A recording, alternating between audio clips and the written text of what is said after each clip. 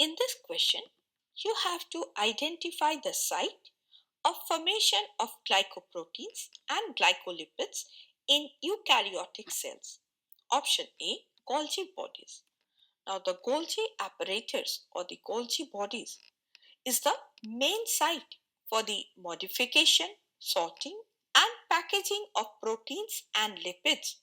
So, it is where glycoproteins and glycolipids are formed by addition of sugar, that is glycosylation, to proteins and lipids. Hence, it is the correct option.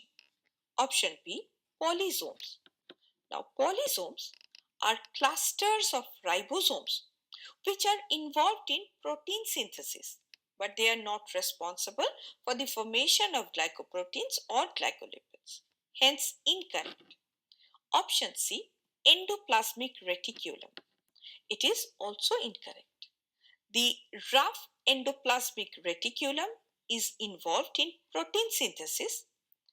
However, the main site for complex processing and formation of glycoproteins and glycolipids is the Golgi apparatus. Option D, peroxisomes. It is also incorrect.